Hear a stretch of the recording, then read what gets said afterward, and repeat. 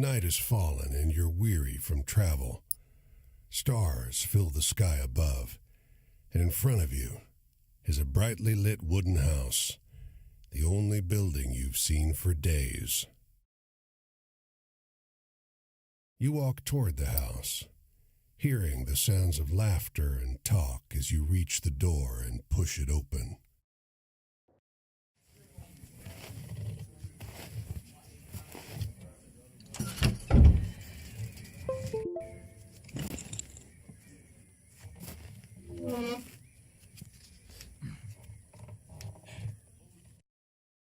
You sit down and join the game. It's a cheap buy-in, and not many of the other players are very good. The lady fiddling with dice gets good cards, but has no real strategy. The man to your right seems to just hold on to the highest cards he has, regardless of suit or... The man in gray across from you, though, he's good. He already had the largest pile of coins when you bought in, and while your winnings grow quickly, one by one, the other players leave the table, sometimes with pique or with wry humor, leaving their winnings with you or the man in gray.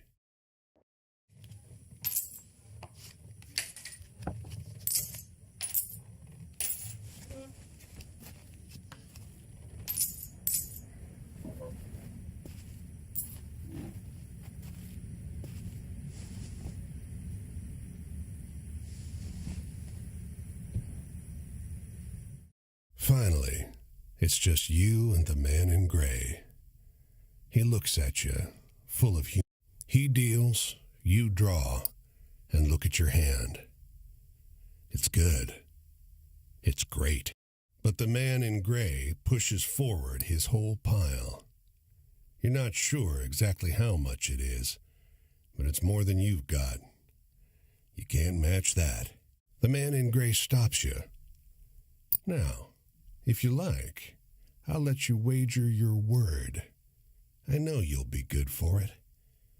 Just promise you'll pay the debt, however I ask.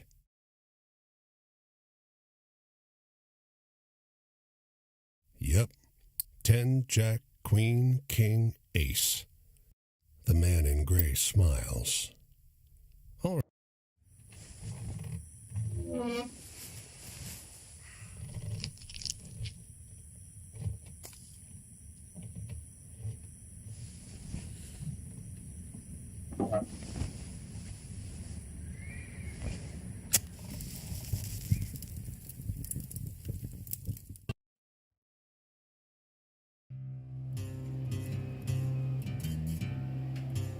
Well, your luck wasn't so good, was it?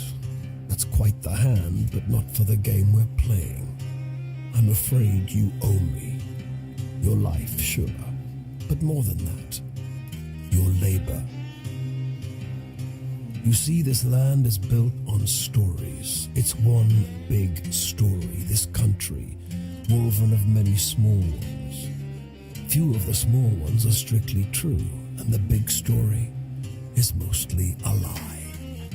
All the stories and songs and myths and legends start somewhere, with a seed. As they're told and retold and passed around, they grow and change to become the stories we know.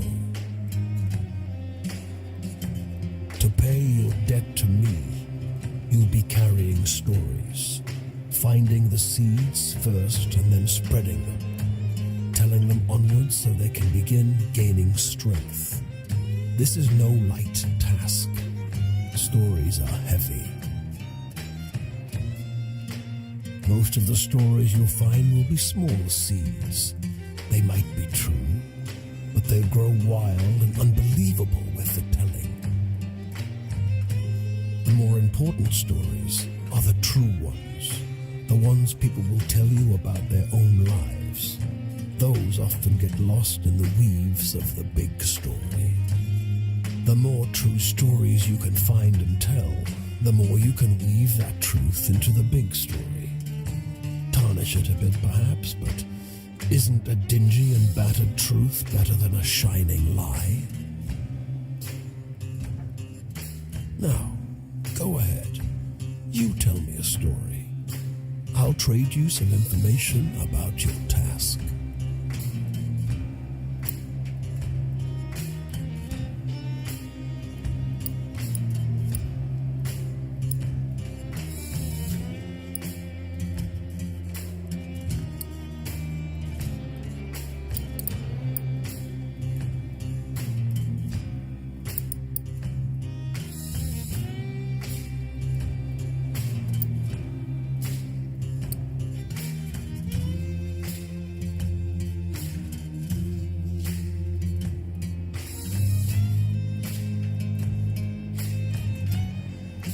Travel?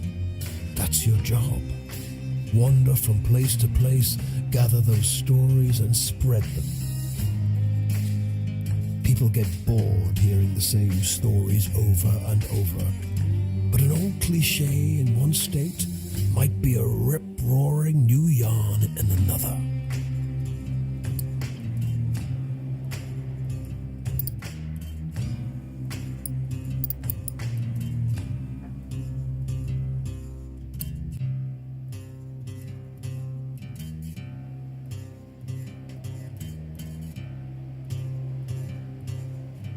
You'll sometimes have to make choices about what kind of story you're finding. Is it a don't gather too many of one kind, though? This grand story needs variety.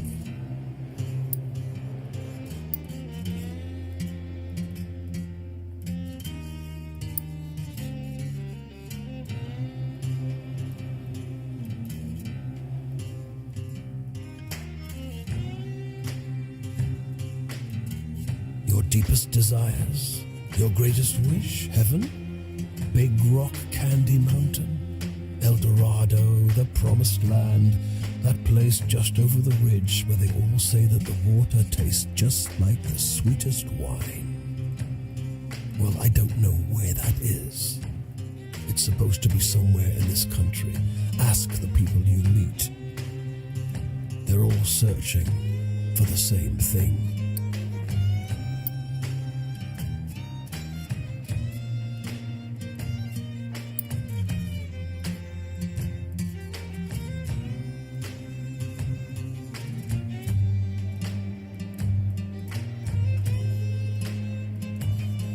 It's just luck. Funny how bad luck seems to follow the folks who already have problems aplenty. Well, try your luck out there in this country. It's not all bad. You'll have to work hard, but I'll give you the gift for seeing the true shapes. Not many who can do that.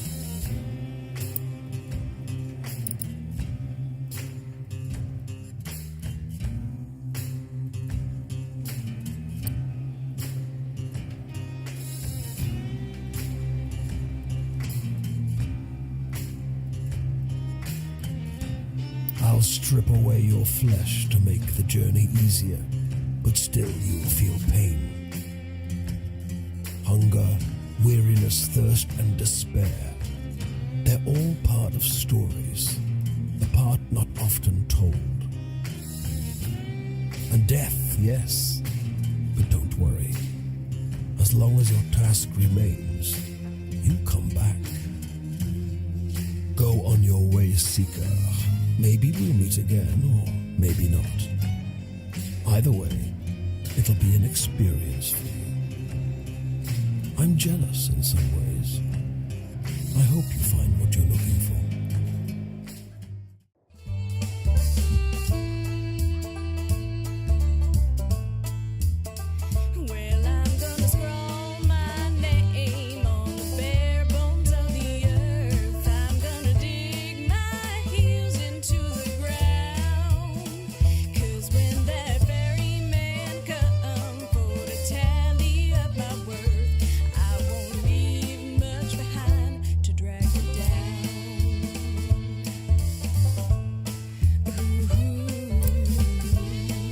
This bungalow is being ransacked.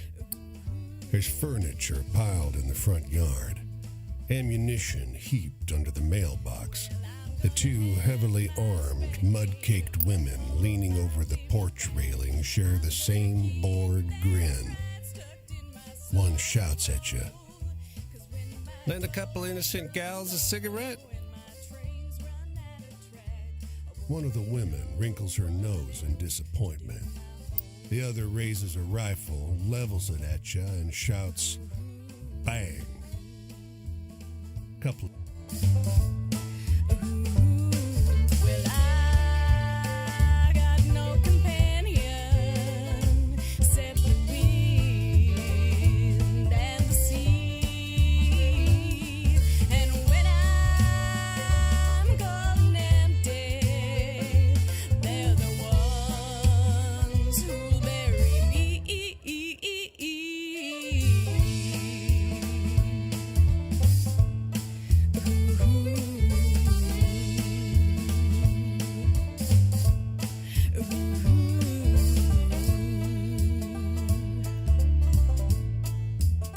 Well, I'm gonna cast my stones o'er the waters of this land. Off the road and into the woods, you can't help but come across this package by the old tree tied to a sturdy stick. The cloth wrapping conceals, though not particularly well, something. The shape gives a start. "Please don't tell my pa that I'm in here," it says in a small voice. "Pa doesn't want to live with us anymore, but I want to go with him. Don't tell him, please. I'm hiding." His father must have been here at some point, but you sure can't see him now. "Please go. He's coming back any minute," says the boy, growing agitated. "He's going to see you talking to me. Please, go!"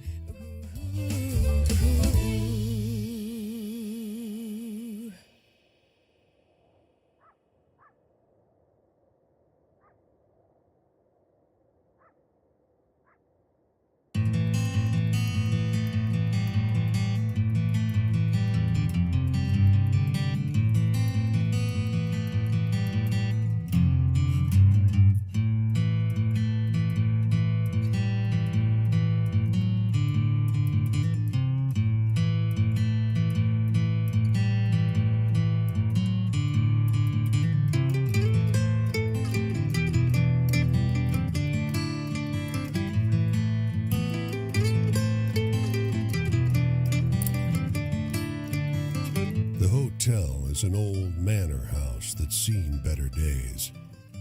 A grand structure surmounted by a gambrel roof that dwarfs the house itself. It's eerily still, but for two boys at play. Each one so small and light, they barely leave tracks in the deep snow.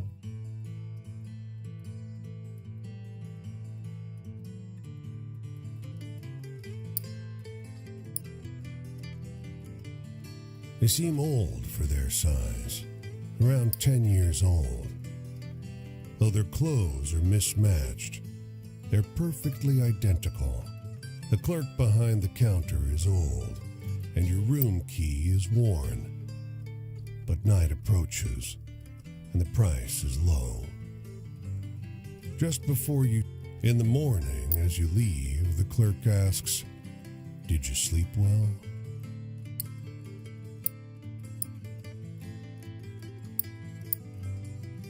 Too tired to lie, you tell him about the noise outside your door, the trampling of small feet on the corridor outside, the dreams disturbed with violent and hideous images. "That's odd," he says, weak-eyed. "There are no children staying with us."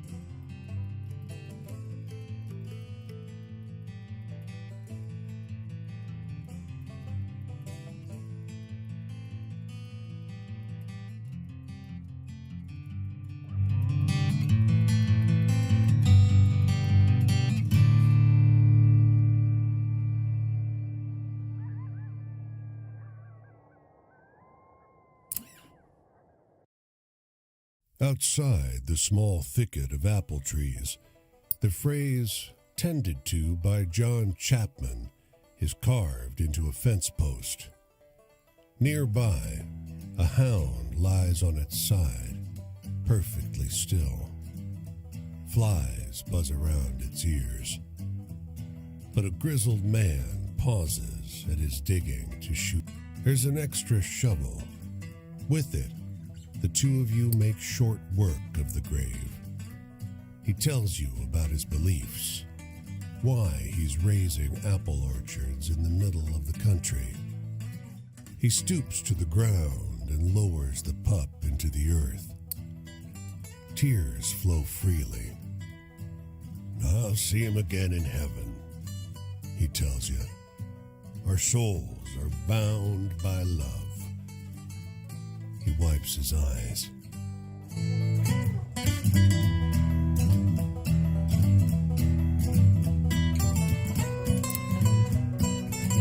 Low tide on a moonless night. This beach is long, stretching toward a receding sea. In the darkness, the sand seems coarse and gray, alien. The stars are dim and distant. It outshines the stars with its presence, a streak of sickly colored light, leaving a trail of distorted fire. It slowly creeps along the sky like a vast worm, though you know that, given the distance, it must be moving at great speed. Its parabola heads south to north. In the far distance, just for a second, a boardwalk town is engulfed in light. With a rumble,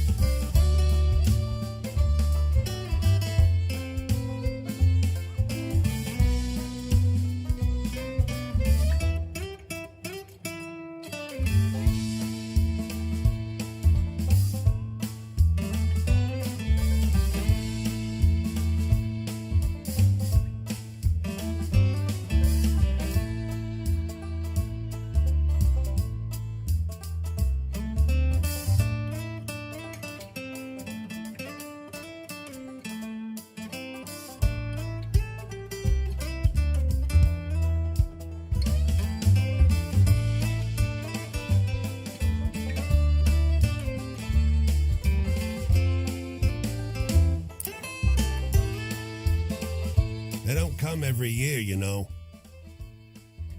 The old man is sitting at the edge of a rotting old pier, crooked legs dangling over the water. He watches a pair of seagulls preen and groom each other, just when the fishing is going to be good. He taps great, black, thick globs of spent tobacco. Another year of this town being here, he replies, letting a grin spread across his face.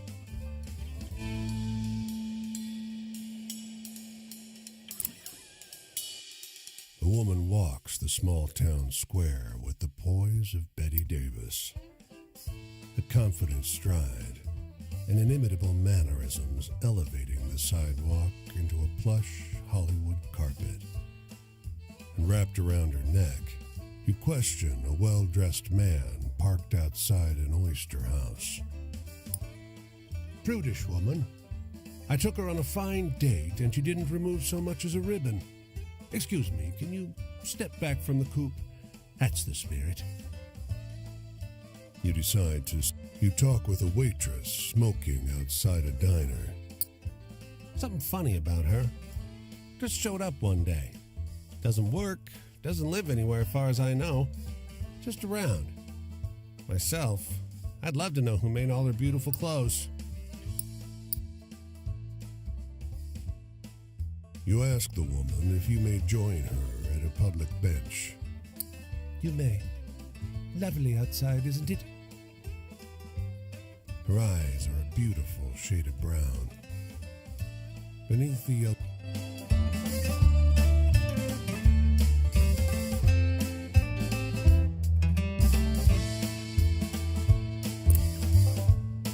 You can see storm clouds on the horizon, and you don't relish the thought of being caught wandering this rocky seaside road in the rain.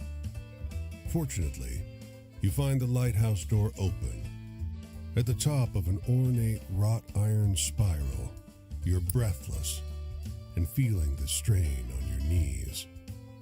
Rain already batters the walls outside. You can only knock on a head. Looks like we got a visitor. Sounds like a man's voice, deep and rough. Well, behave yourself. I'll open the door. Another man, this one with a higher, more sonorous voice. Always. After a moment, the door unlatches from the inside and opens. The man before you is tall and muscular, with a hint of a paunch beneath his wide chest. The heavy iron knob on the door looks near. Despite the rough exterior, this room looks like a well-appointed parlor. There's a rug on the well-trod wooden floor and an enormously plush couch. And sat upon it is a stocky fellow grinning through a great hazel-colored beard. Tea? He offers, hoisting a teapot.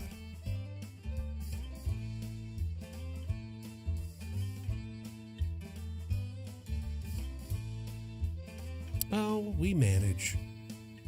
The tall one sits on the sofa, casually wrapping an arm around the other lighthouse keeper.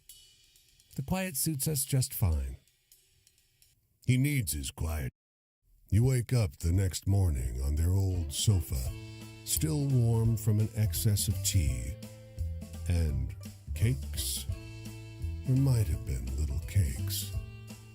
Prodigious snoring rumbles in from... Well, I'm gonna scrawl my name on the bare bones of the earth. I'm gonna dig my heels into the ground. 'Cause when that ferryman come for to tally up my worth, I won't leave much behind to drag me down. Ooh.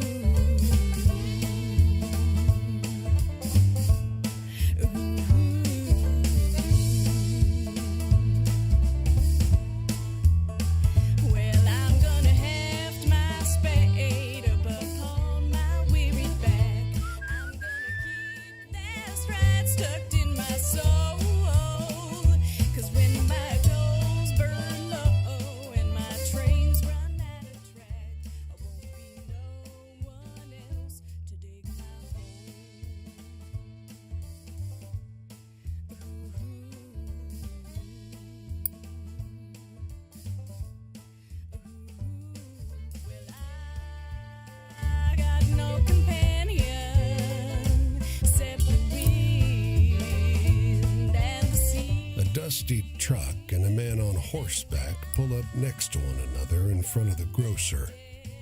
Suddenly, the man with the truck leaps into the street. Brother!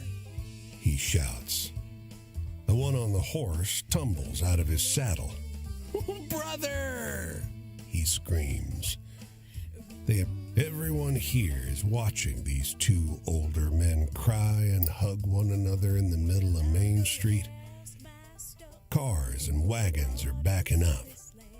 People are yelling. Take a photo of us! The driver begs you. The long-lost brothers pose in front of traffic, cry snot pouring out of their noses. As angry passerby wave you. This will be my tale, my vagrant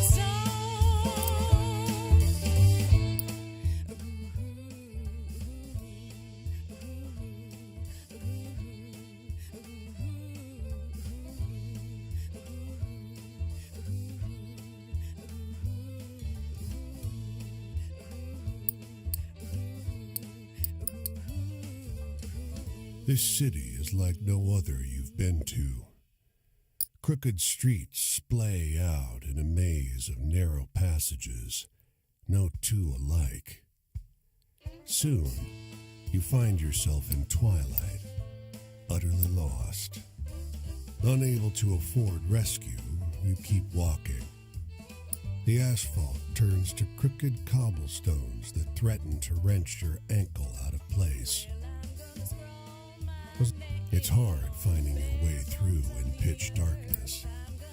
You go by touch and sound, feeling the scale of the street. You quiet yourself, suddenly fearful.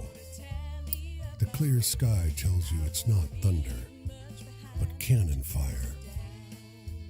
The city comes alive when you come to. There's no sign of the commotion, the war that you were just caught in. The comically shrill honk.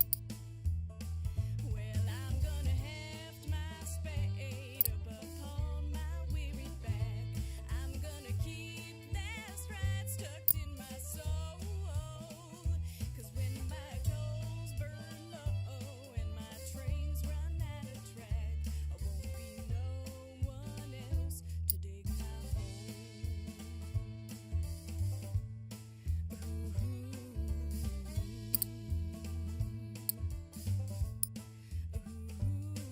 Well, I got no companion except the wind and the sea. And when I'm gone and dead, they're the ones who'll bury me.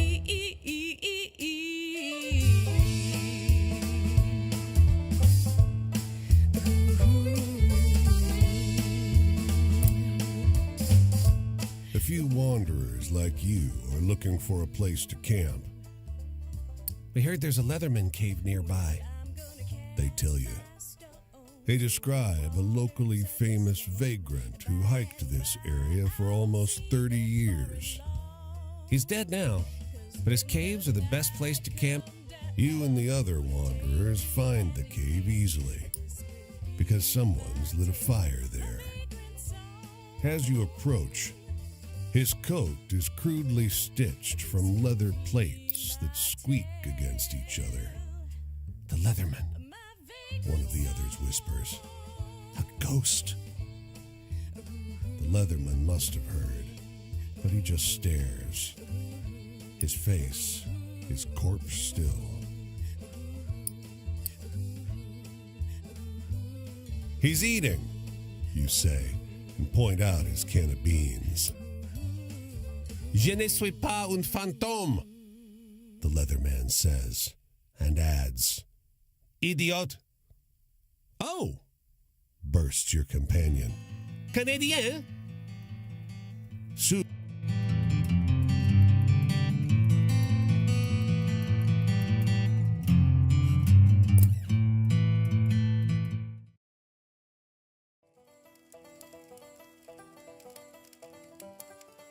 Hey there, stranger. You're welcome to enjoy this fire with me, if you're respectful, that is. This here is my spot, and I ain't inclined to share it with any bad characters. You can call me Quinn. These here are my venturing companions. Cass is the big un, and the one with the spots is Flip. I usually beat my way on the rails, but the road news said this town was fat, and the weather was fine.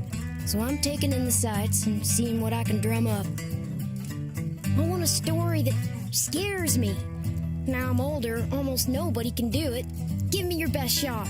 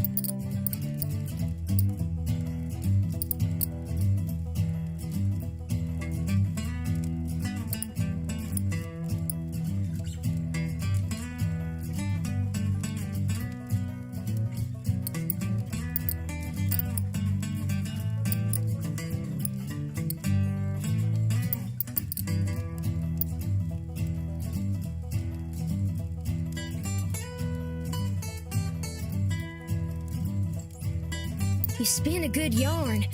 I was shivering there for a little bit. Traps and such like. Well, one time in Fort Worth, a feller tried to take Cass and Flip away. Said a kid couldn't look out for him proper like. That they were fat in Fort Worth and they were going to the pound so that he could find him a good home. Well, before I could much argue, Flip bit the hell out of that busybody, and Cass and I joined in shortly. I don't think I ever seen a fella so surprised.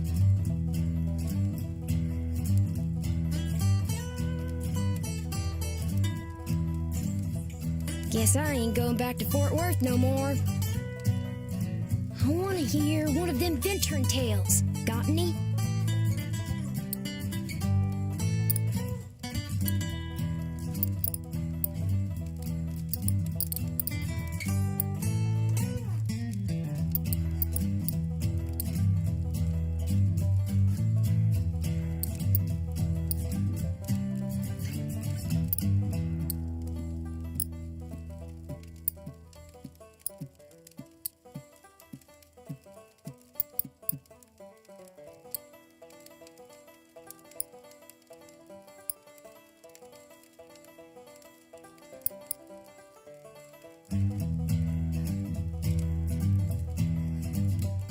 I sure was a downer. Give me a good venture tale instead any day. Freedom. Well, teacher used to talk about freedom like America was eat up with it. But the tramping kind seems to be just about the only real freedom still in supply.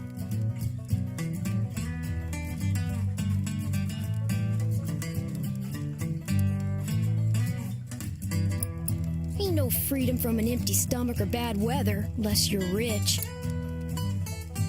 Hey, do Do you got any really thrilling stories to tell?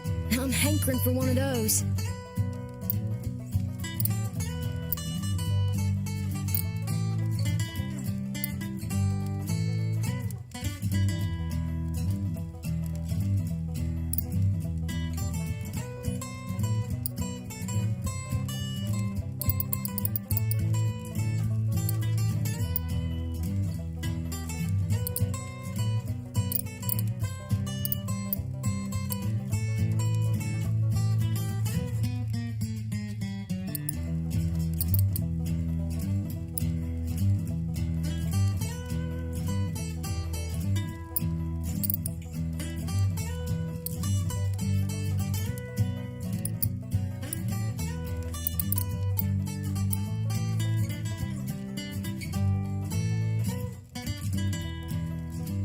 I usually like the scary stuff, but your story needed more punch, I think. Well, I don't know a whole lot about They say there's an Injun grave around these parts. Say it's haunted. I used to love hearing stories of cowboys and Injuns fighting it up. Would swap tales with the youngins. But, well, I suppose if someone shot me, I'd be pretty vengeful too. I'm in the mood for something real funny like.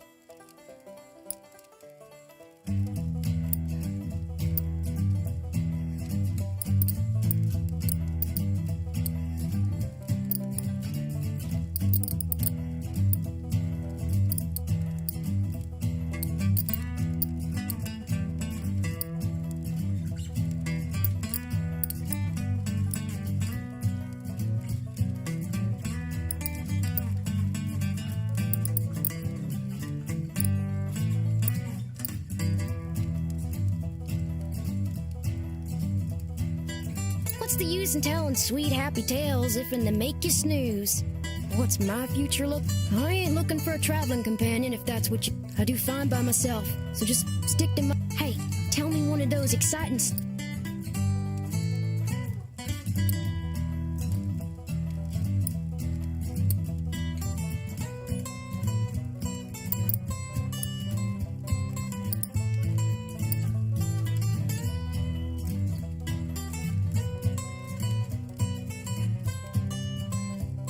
That was a chuckle to be sure, but do you know anything more lively? Trust. Well, I figure tramps are apt to trust each other, to a point. Sure, there are backbiters out there, but it's the folks who act respectable, the so-called upstanding ones that I keep an eye on. Well, night's over. I think I'll see what's happening up the road this way.